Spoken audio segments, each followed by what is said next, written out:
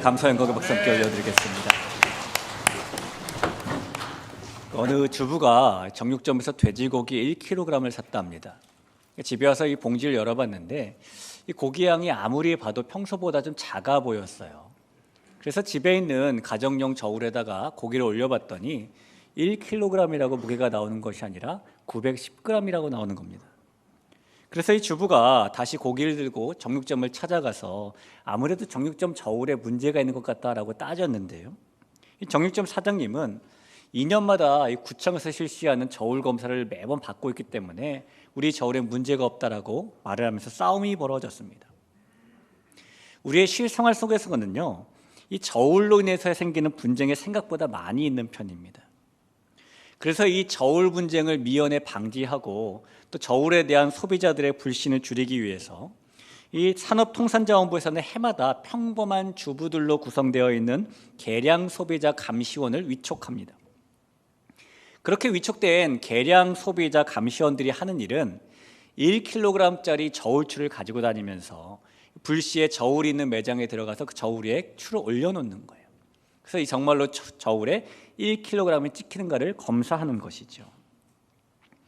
그것과 마찬가지로 우리의 믿음의 길에도 우리가 믿음의 길을 지금 정확히 걷고 있는가를 재볼 수 있는 믿음의 저울추가 필요할 때가 있습니다.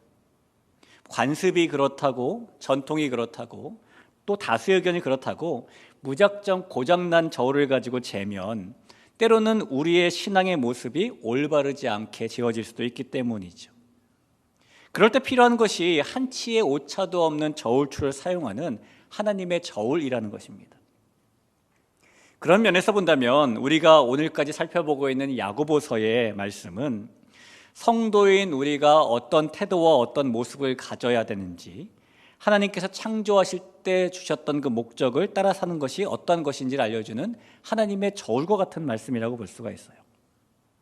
그동안 우리가 나누었던 하나님께서 우리를 창조하셨을 때에 주셨던 목적을 따라 사는 온전한 삶이라는 것은 되돌아보면 우리의 믿음의 길에 시련이 있어도 인내로 잘 반응하는 삶이었고, 하나님의 말씀을 나의 말씀으로 받아서 잘 순종하는 삶이었고, 세상과는 다른 모습을 보이면서 행동이든 말이든 하나님의 뜻에 따라 움직이는 그런 삶이었습니다. 또 세상의 방식이 아니라 하나님 나라의 방식을 따라 살면서 성도의 믿음의 길을 방해하는 사탄과 품격 있는 싸움으로 대적하며 살아가는 삶이었죠. 그런 모습이 하나님께서 우리 모두에게 주신 온전한 삶의 모습이었다는 겁니다. 오늘 이 시간에 우리는 이 야고보서의 온전한 삶에 대한 마지막 말씀을 좀 나눠보려고 해요. 2022년 연말 이 시간을 보내면서 우리가 하나님을 가까이 하고 하나님의 말씀을 가까이 하고 하나님께서 주신 목적을 따라 살고 하나님께서 원하시는 온전함을 따라가고 저와 여러분이 그러한 하나님의 자녀들이 될 수 있기를 우리 주님의 이름으로 간절히 축원합니다. 오늘 이 야고보서의 마지막 장인 5장은 들으라 라는 단어로 시작을 하고 있죠. 1절을 한번 보실까요? 들으라 부한자들아 너희에게 임할 고생으로 말미암아 울고 통곡하라 라는 말씀입니다. 이 들으라 라는 동사는 원래 어떠한 소리나 사실을 귀로 듣는다는 뜻입니다. 하지만 우리가 익히 알고 있는 것처럼 들으라 라는 말은 단지 소리를 듣는다라는 의미만 가지고 있는 것이 아니고 그 속에 깨닫는다, 행동한다라는 의미도 담겨 있는 뜻이죠. 성경에 나오는 들으라는 단어도 마찬가지입니다. 그냥 귀로만 들어라 라는 뜻이 아니고 하나님의 말씀을 깨닫고 순종하라, 준행하라 라는 의미의 말씀인 것입니다. 그런데 이 야고보 장로가 오늘 이 하나님의 말씀을 깨닫고 준행하라는 그 말씀, 들으라 라는 말씀을 누구에게 하고 있냐면 부한자들아, 이 부한자들에게 하고 있다는 거예요. 따라서 야고보서 이 5장 마지막 말씀에서 이 장로는 성도가 온전한 삶을 살아가야 되는데 생각과 마음과 태도와 말과 행동과 그런 면에서도 온전해야 되지만 물질에 대해서도 온전한 삶을 사는 것이 무엇인지 그 방법을 가르쳐주고 있는 겁니다. 우선 우리가 오늘 말씀을 바로 이해하기 위해서는 야고보 장로가 들으라, 즉 깨달으라, 준행하라라고 촉구하고 있는 이 부한자들이 누구인가, 이 대상을 명확하게 알아야 될 것입니다. 이 본문에서 말하고 있는 부한자들은 누구를 말하고 있는 것일까요? 이 부한자는 부자라는 뜻이죠. 그래서 우리가 야고보 장로가 말하는 이 부자가 누구인지를 밝히기 전에 먼저 부자에 대해서 성경은 뭐라고 말하고 있는가, 부자에 대한 성경적 이해를 살펴볼 필요가 있습니다. 여러분, 이 부자가 되고 싶다, 부자로 살고 싶다라는 열망은요, 누구나 다 꿈꾸고 있는 그런 마음입니다. 여러분은 어떠십니까? 부자로 살고 싶으십니까? 별로 부자가 되고 싶지 않으십니까? 이 많은 사람들에게는 부자에 대한 열망이 있어요. 한동안은 서점에 나가보면은 이 부의 추월차선, 부자 아빠, 가난한 아빠, 부의 수직 상승, 이런 제목의 책들이 베스트셀러로 같이 모여 있었고요. 사람들 사이에는 1년에 1억 모으기, 10억 만들기, 이런 타이틀로 해서 다양한 형태로 제시되는 재테크 열풍, 이 부자되기 열풍이 불기도 했습니다. 이런 부자되기 열풍이라는 것이 우리나라 같은 경우는 1997년 IMF 외환위기를 겪으면서 평생 직장의 개념이 사라졌죠. 그러면서 표출된 그런 일입니다. 그 후에 2002년도에 모 신용카드 회사에서 CF TV 광고를 내면서 여러분 부자 되세요 이렇게 말하는 것이 유행하기 시작하면서 이 부자되기 열풍이라는 것이 추상적인 사회 현상이 아니라 국민 다수의 삶의 목표로 자리 잡게 됩니다. 이 근래에는 이 젊은이인 2030 세대를 중심으로 영혼까지 끌어모아서 대출한다는 영끌이라는 말이라던가, 개인 이 주식 투자자들을 말하는 동학개미라던가, 이런 신조어들이 생기면서 여전히 부자되기 열풍은 불어오고 있습니다. 자, 그렇다면 여러분, 사람에게 돈이 얼마 정도 있으면 부자라고 말할 수 있을까요? 개인적으로 저는 제 지갑에 5만 원짜리 2개만 들어있으면 이 마음이 든든해지고 진짜 부자 된 것 같습니다. 여러분은 얼마 정도 가지고 계시면 부자라는 마음이 드실까요?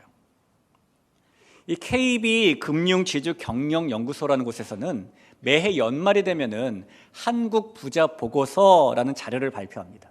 올해에도 발표가 됐어요. 올해 발표된 2022 한국 부자 보고서에 따르면 우리나라에서는 금융자산, 즉 예금이나 신탁이나 채권이나 주식, 이런 금융자산을 10억 이상 보유한 사람을 부자라고 부른답니다. 그런 사람들이 우리나라의 작년 말을 기준으로 총 42만 4천 명 정도가 있어요. 그런데 그렇게 금융자산을 10억 이상 갖고 있는 사람들은 또 어떻게 생각하냐면 총 자산, 다시 말하면 예금이나 신탁이나 채권이나 주식이나 거기에다가 부동산에다가 심지어 부채까지 다 합쳐가지고 그 총 자산이 100억은 있어야 진짜 부자다라고 생각을 한다고 합니다. 그렇게 진짜 부자라고 생각되는 사람들이 우리나라에 3만 5천 명이 있습니다. 그런데 또 그렇게 총 자산을 100억 이상 갖고 있는 사람들 중에서도 8천 명 정도는 여전히 나는 부자가 아니야 라고 생각한다고 하죠. 그럼 도대체 얼마를 가지고 있으면 사람이 부자가 되는 것일까요?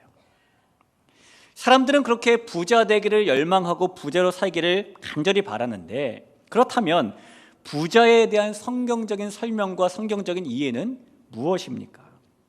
성도인 우리는 부자로 살기를 열망해도 되는 것일까요? 열망하면 안 되는 것일까요? 우리는 부자로 살아도 되는 것일까요? 부자로 살지 말아야 하는 것일까요? 마치 오늘 본문만 놓고 보면 부자로 산다는 것이 좋지 않은 일처럼 들리기도 해요. 다시 한번 1절을 보시면 들으라 부한자들아 너희에게 임할 고생으로 말미암아 울고 통곡하라.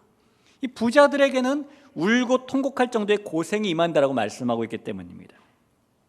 이 말씀만이 아니라 성경에는 부자는 낮은 지위에 앉게 된다라는 말씀도 있고, 부자가 하나님 나라에 들어가는 것이 낙타가 바늘귀 들어가는 것보다 어렵다라는 말씀도 있고, 그러다 보니까 성도가 부유하게 사는 것은 마치 잘못된 일인 것처럼, 마치 죄인 것처럼 여겨지는 시각도 있습니다. 그러면 정말 성도가 부자가 되는 것, 부유하게 사는 것은 잘못된 일이고 죄인 것일까요? 여러분 어떻게 생각하십니까? 성도가 부유하게 사는 것 그 자체는 잘못된 일도 아니고 죄도 아니고 비성경적인 일도 아닙니다. 성경을 보면 부유한 사람은 무조건 악하다라고만 말씀하고 있지도 않을 뿐더러 오히려 부유한 사람을 하나님의 복받은 것이라고 말씀하고도 있기 때문이에요. 믿음의 조상이라고 불리는 아브라함을 보면 그는 부유한 사람이었습니다. 창세기 13장 2절에 보니까 아브라함에게 가축과 은과 금이 풍부하였다라고 말하죠. 아브라함이 얼마나 부유했는지 땅이 좁을 정도로 그가 가진 소유가 너무 많아서 조카 롯과 함께하지 못하고 헤어질 정도였고요. 집에서 318명이나 되는 사람들을 기르고 훈련시킬 정도로 재력이 있던 사람이었습니다. 순종의 모습이 가장 예수님을 닮았다고 평가받는 이삭도 부유한 사람이었죠. 창세기 26장 13절 14절에 보면 그 사람이 창대하고 왕성하여 마침내 거부가 되어 양과 소가 떼를 이루고 종의 심이 많음으로 라고 말합니다. 이 거부는 부자 중에서도 특히 큰 부자를 부르는 말인데 이삭은 그렇게 재력이 남다른 사람이었다는 겁니다. 동방의 의인이라고 불렸던 욥도 부유함이 상당한 사람이었죠.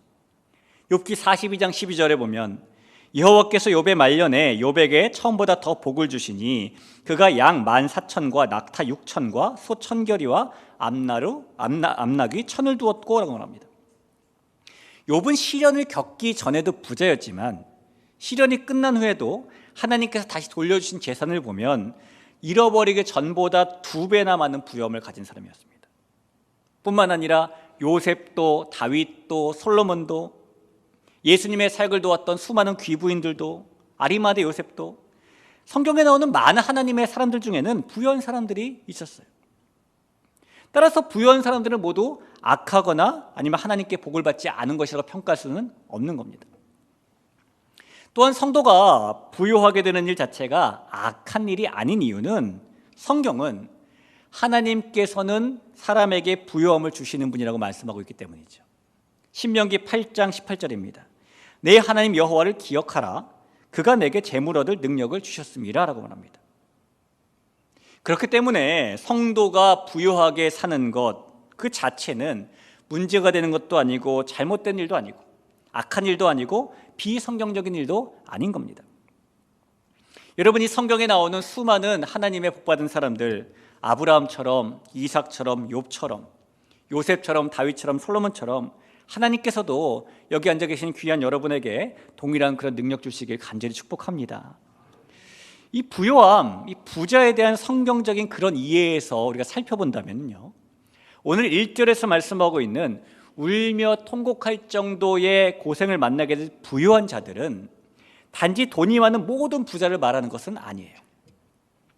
하나님께서 복을 주셔서 부자가 된 사람들이 그 복을 받은 결과가 통곡과 고생이라면 앞뒤가 안 맞기 때문입니다. 그러면 오늘 이 말씀에서 질책하고 있는 부유한 자들은 도대체 누구를 말하는 것일까요? 임할 고생으로 말미암아 울고 통곡하게 될 이 부유한 자들은 자신들이 가지고 있는 재물에 대해서 왜곡된 시각과 왜곡된 마음을 가지고 있는 사람들을 말하는 겁니다.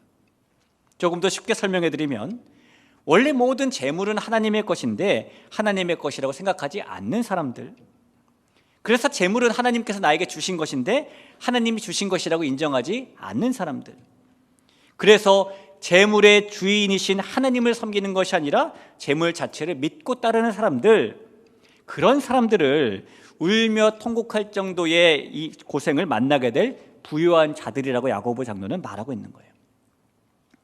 여러분, 사람은 살면서 이것이 누구의 소유인가 소유권을 명확하게 구분하고 살아야 하죠. 저는 이렇게 손목에다가 스마트워치를 차고 다니는데요, 이 전화가 오면 전화가 왔다고 징 알려주기도 하고 오래 앉아있으면 일어나라고 신호도 주고 때로 가끔씩 심박수도 재보고 편리함이 참 많이 있습니다. 그런데 제 손에 있는 스마트워치는 제 손목에 있지만 제 것이 아니에요. 누구 거냐면 제 아들 겁니다. 아들이 지금 군대가 있어가지고 쓸 일이 없어서 제가 쓰고 있는 것이죠. 아들이 군대가 있으니까요, 아들 물건도 쓰고 때로는 개옷도 좀 꺼내 입고 좋은 부분이 굉장히 많더라고요. 제가 지금 아무리 누리고 있다고 해도 하지만 그것은 제 것이 아니죠. 뭐 저한테는 안타까운 일, 군대가 있는 아들에게는 안타까운 일이 아니고 급한 일이겠지만 안타깝게도 내년에 아들이 제대하고 나면 다 돌려줘야 될 그런 것들입니다. 제 손목에 차고 있다고, 제가 사용하고 있다고, 제가 이것은 내 것이다 라고 생각하는 것은 소유권을 명확하게 구분하지 못하는 미련한 짓일 거예요. 재물도 마찬가지라는 겁니다. 우리는 재물이 원래 하나님의 것이다라고 생각하고, 지금 내 손에 있는 재물은 하나님이 주신 것이다라고 인정하고, 재물의 소유권자가 하나님이시다라는 사실을 명확하게 알고 살아야 되는 것입니다.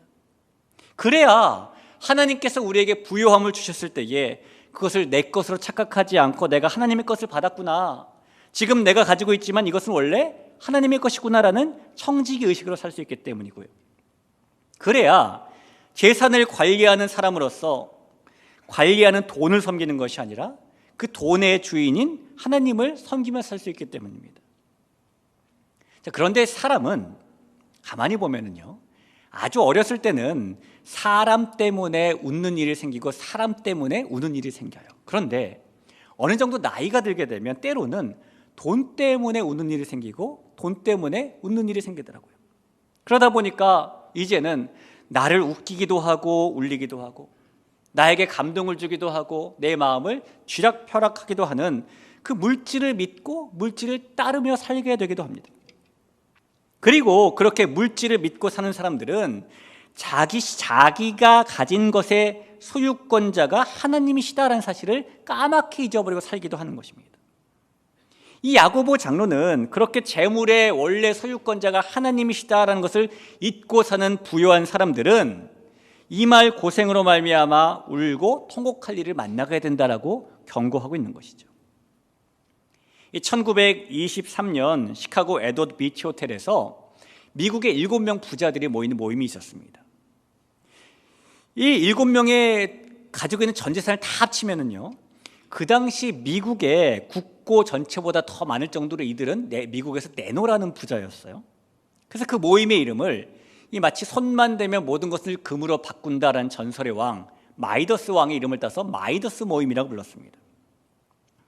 그 7명이 한 호텔에서 모인다고 하자 이 미국의 전 매스컴이 그 모임에 집중을 하기 시작했고, 그 7명은 모든 사람의 동경의 대상이 되었죠.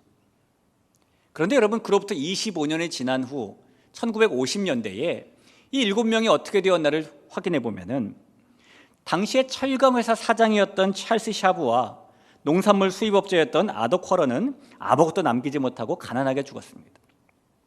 뉴욕은의 총재였던 리차드 위트니하고, 이 사람은 중범죄로 감옥에 들어가 있었고요. 재무부 장관 출신이었던 엘버트 홀은 사기죄로 복역을 마치고 나와 있었어요. 국제은행 총재였던 네언 휘저하고 월스트리트에서 대기업 사장이었던 제시 리버모어는 자살로 생을 마감했습니다. 그리고 부동산 재벌이었던 이반 쿠버는 자살 미수로 치료받고 있었어요. 7명이 다 돈이 많은 사람들이었지만은 결과적으로는 울고 통곡하는 끝을 맞은 사람들입니다. 야고보 장로가 살던 그 시대에도 일부 부자들 중에는 이 재물의 소유권자를 바로 인정하지 아니하고, 그래서 재물을 바르게 사용하지 못하고 재물이 가져다 준 그 권력을 가지고 공동체의 지체들을 억압하고 해를 끼치고 위세를 부리는 사람들도 있었다라는 거예요. 그들이 가지고 있었던 해를 끼치는 그릇된 위세가 얼마나 나빴던지 야고보 장로가 성경에서 이 정도로 질책할 정도입니다. 오늘 2절과 3절을 볼까요? 너희 재물은 썩었고 너희 옷은 좀 먹었으며 너희 금과 은은 녹이 슬었으니 이 녹이 너희에게 증거가 되며 불같이 너희 살을 먹으리라. 너희가 말세에 재물을 쌓도다.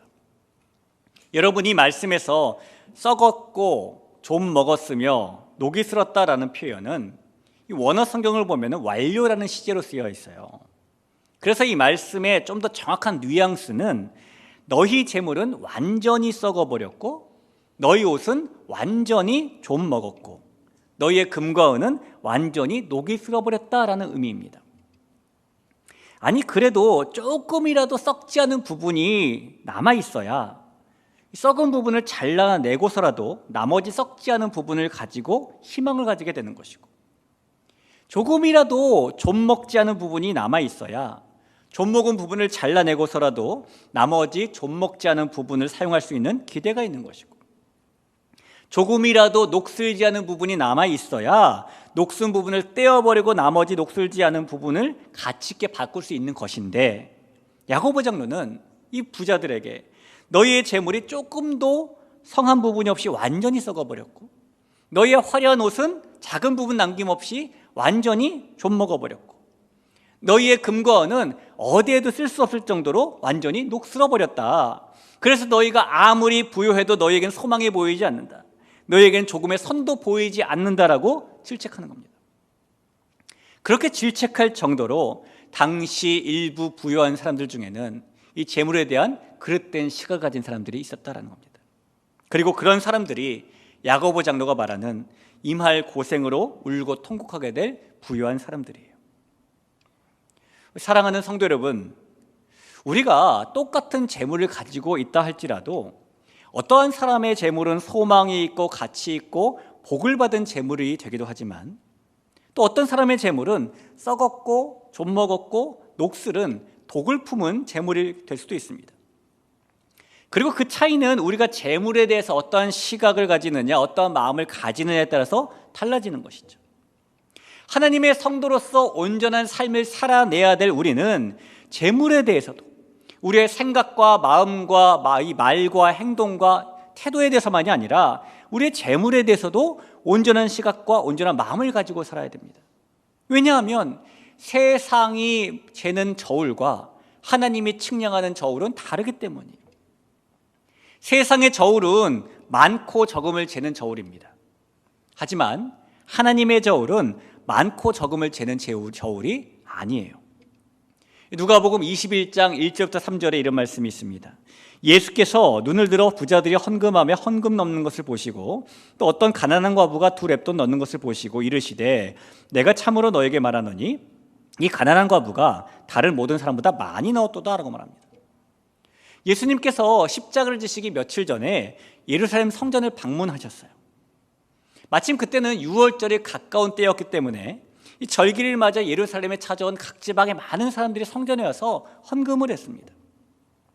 예수님께서 그들을 보고 계셨는데 그중 한 가난한 과부가 2렙돈 헌금하는 모습이 예수님의 눈에 들어왔다는 겁니다. 이 렙돈은 신약 성경, 신약 시대에 사용하던 화폐 단위 중에 가장 작은 단위의 돈이에요. 지금으로 바꾸어 표현하자면, 비교하자면 한 과부가 지금 우리가 잘 쓰지도 않는 10원짜리 동전 2개를 갖고 와서 헌금했다라는 거예요. 근데 여러분, 여기서 우리가 궁금한 게 하나 좀 생겨요. 예수님은 이 과부가 얼마를 헌금했는지 어떻게 하셨을까요? 예수님이 계수하신 것도 아니고 이 과부애가 봉투에다가 뭐뭐뭐 과부라고 썼는 것도 아니고 예수님이 헌금함 앞에 딱 서셔가지고 누가 얼마를 내는지 이 불꽃 같은 눈동자로 막 지켜보셨을까요? 그렇진 않았을 거예요. 이 당시의 화폐는 지금 우리가 흔히 쓰는 지폐가 아니죠. 당시 화폐는 굴이나 은으로 만든 동전입니다. 그래서 동전을 헌금함에 떨어뜨리면 소리가 났는데 그 떨어지는 소리가 주변에 들릴 수밖에 없어요.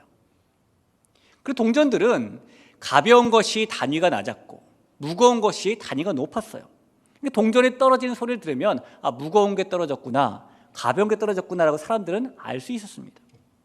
그래서 당시에 이 부자들이요, 다 그런 건 아니지만 어떤 부자들은 이 성전에 성금을 할 때 그 떨어지는 소리에 매우 신경을 썼습니다. 그들에겐 자신들의 지위라던가 자신들의 부를 남들에게 드러내는 일이 중요했기 때문인데요. 그들은 무거운 동전을 일부러 많이 가져와서 우수수 떨어뜨리면서 요란한 소리를 내면서 내가 헌금을 무겁게 내고 있다라고 자랑했죠. 그러니까 이렇게 땡그랑 이런 소리 내게 한 것이 아니라 땡그랑 땡그랑 땡땡땡땡 땡그랑 뭐 이런 소리가 나게끔 헌금을 막 한 거예요. 그들은 많고 적음만을 재는 세상의 저울만 가진 사람들이었기 때문입니다. 하지만 하나님의 저울을 가지고 계신 예수님께서는 그 모습을 다르게 보셨다는 겁니다. 앞서 읽어드린 이 누가복음의 새 구절에 보면은 예수님은 가장 적은 동전 2개를 헌금한 과부가 가난하다는 것을 여러 차례 말씀하셨어요. 어떤 가난한 과부가, 이 가난한 과부가. 그런데 예수님께서는 가장 적은 동전 2개를 헌금한 이 가난한 과부가 다른 모든 사람보다 더 많은 돈을 냈다라고 말씀하시는 겁니다. 주님이 그렇게 말씀하신 것은 이 과부가 재물에 대해서 가지고 있는 마음, 재물에 대한 그 태도를 보셨기 때문인 거죠. 예수님께서 보시기에 이 과부는 재물을 믿고 재물을 의지하고 재물을 따르는 사람이 아니라 그 재물의 주인이신 하나님을 믿고 하나님을 의지하고 하나님을 따르는 사람이었다는 겁니다. 사람들이 일반적으로 사용하는 세상의 저울로 쟀다면 이 과부는 아마 그날 헌금한 사람 가운데 가장 적은 금액을 냈을 겁니다. 어쩌면 예루살렘 성전에 크게 도움이 되지 않을 정도의 금액을 냈을지도 몰라요. 하지만 예수님께서는 그 두 렙돈을 하나님의 저울로 계량하신 것이죠. 이 어느 주일날 아침에 한 엄마가 유치부에 가는 아들에게 500원짜리 동전 2개를 쥐어주었어요. 우리 예쁜 아들, 엄마가 동전을 몇 개 줬지? 2개 줬지? 한 개는 하나님 동전이고 나머지 한 개는 네 동전이야. 그러니까 하나님 동전은 예배 시간에 헌금으로 드리고 네 동전은 네가 먹고 싶은 거 사 먹는 거야. 엄마가 아들에게 그렇게 동전 2개를 쥐어주면서 꼭꼭 다짐을 해서 주었어요. 아이가 한 손에 동전 2개를 들고 신바람이 나서 노래를 부르며 예배실로 달려갔습니다. 그러다가 그만 아이가 발을 헛디는 바람에 넘어지게 되었고 손에 쥐고 있던 동전 2개 중에서 한 해가 뚜루루 떨어지더니 옆에다 하수구로 쏙 들어가 버렸어요. 그러자 아이가요 너무나 안타깝다는 뜻이 이렇게 말하겠습니다. 아이 참 하나님 동전이 떨어졌잖아, 이렇게 말했답니다. 사랑하는 성도 여러분, 하나님의 저울은 단지 많고 적음을 계량하는 저울이 아니라 우리가 재물에 대해서 어떤 태도를 가지고 살아가는지, 우리가 성도로서 재물에 대해서도 온전한 삶을 살아가는지를 계량하는 저울이에요. 그리고 하나님은 우리를 측량하실 때에 세상의 저울이 아닌 그런 하나님의 저울을 사용하십니다. 그래서 우리는 부요함 그 자체를 섬기며 살지 말아야 하는 것이고 부요함의 주인이신 하나님을 섬기며 살아야 되는 것입니다. 우리 귀한 대길의 성도 여러분, 우리가 재물에 대해서도 온전한 삶을 살기를 바라셔서 하나님께서는 우리의 마음 가운데 예수님이 가지셨던 것과 똑같은 하나님의 저울을 주셨다는 것을 믿으시기를 바랍니다. 그리고 많고 적음을 재는 세상의 저울이 아니라 우리의 마음과 삶의 모습을 재는 하나님의 저울을 가지고 온전한 삶을 살아낼 수 있는 우리가 되길 축원합니다. 옆 동네 이야기지만 감리교의 창시자인 존 웨슬리는요, 성도가 하나님의 저울을 가지고 사는 3가지 방법을 이렇게 소개합니다. 열심히 많이 벌어라, 열심히 저축해라, 하나님과 의를 위해 멋있게 써라, 이렇게 말해요. 그가 말한 첫 번째는 열심히 많이 벌어라인데, 이 말 속에는 성도가 재물에 대해서 온전한 삶을 살려면 재산을 모으는 방법도 버는 방법도 정당해야 된다는 말이 내포되어 있습니다.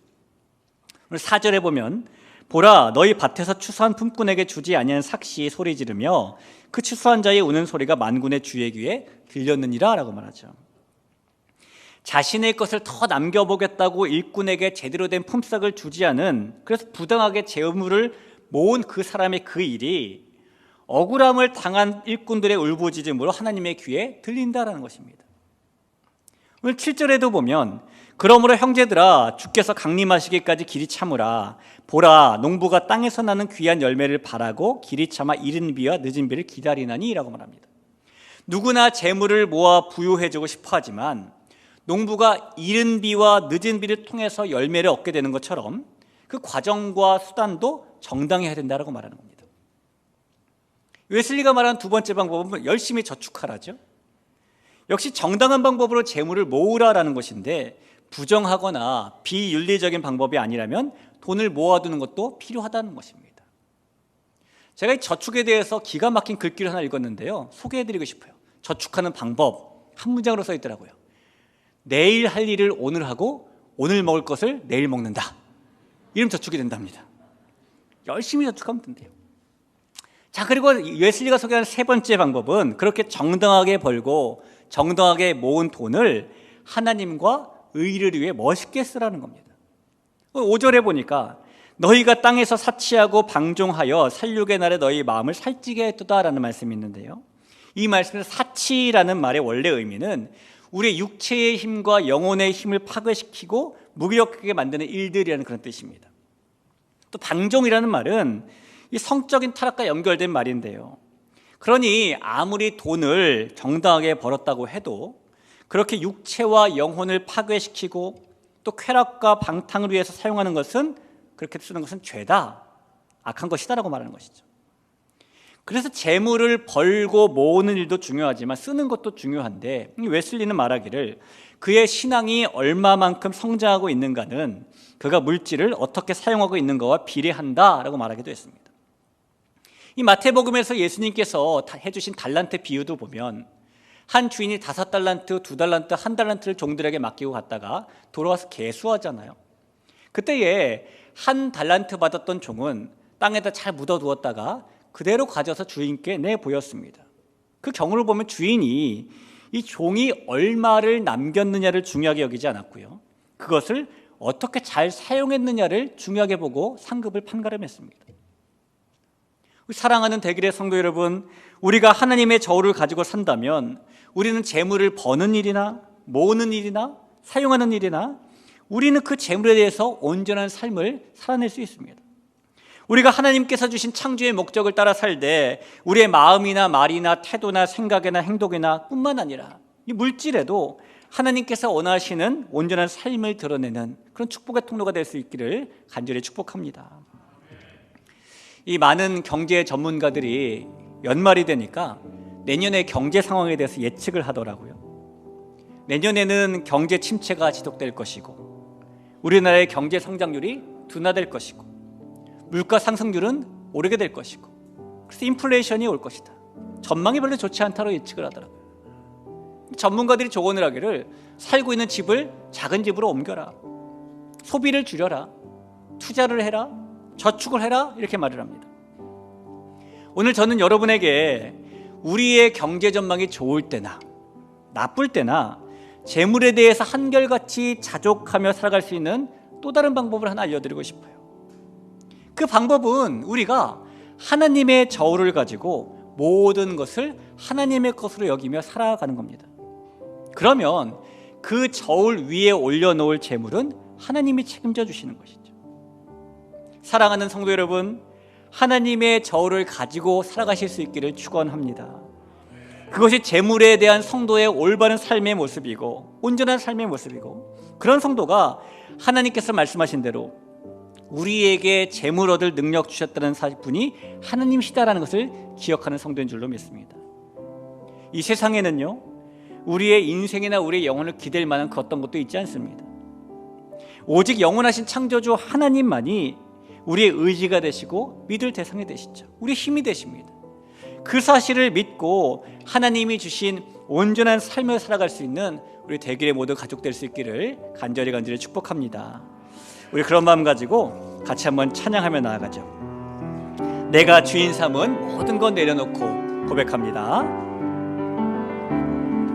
내가 주인 삼은 모든 것 내려놓고 내 주 되신 주 앞에 나가 내가 사랑했던 모든 것 내려놓고 주님만 찾아 내가 주인 삼은 모든 것 내려놓고 내 주 대신 주 앞에 나가 내가 사랑했던 모든 것 내려놓고 주님만 사랑해. 주 사랑 거친 풍랑에도 깊은 바다처럼 나를 잠잠케 해. 주 사랑 내 영혼의 반석 그 사랑 위에 주 사랑 거친 풍랑에도 주 사랑 거친 풍랑에도 깊은 바다처럼 나를 잠잠케 해. 주 사랑 내 영혼의 반석 그 사랑 한 번만 더 고백해 볼까요? 주 사랑 거친 풍랑에도 주 사랑 거친 풍랑에도 깊은 바다처럼 나를 잠잠케 해. 주 사랑 내 영혼의 반석 그 사랑 위에 서리. 오늘 주신 말씀을 가지고 같이 한번 기도하겠습니다. 하나님께서는 우리의 심령 가운데에 하나님의 저울을 주셨습니다. 우리가 사용해야 될 재물, 특별히 재물에 대해서 사용해야 될 저울은 이 하나님의 저울이에요. 우리가 하나님의 저울을 가지고 살아가면 하나님이 원하시는 재물관을 가지고 살아가게 되며 모든 것의 소유권자 되시는 하나님을 인정하고 살아가게 될 줄로 믿습니다. 주신 이도 하나님이시고 거두시는 이도 하나님이시고 우리가 이렇게 살게 하신 이도 하나님이시고 하나님 모든 것의 주인이 하나님이심을 고백하며 나아갑니다. 주님이신 그 저울로 이 땅에 우리의 삶을 개량하며 살 수 있게 해달라고 같이 한번 기도하겠습니다. 기도합니다.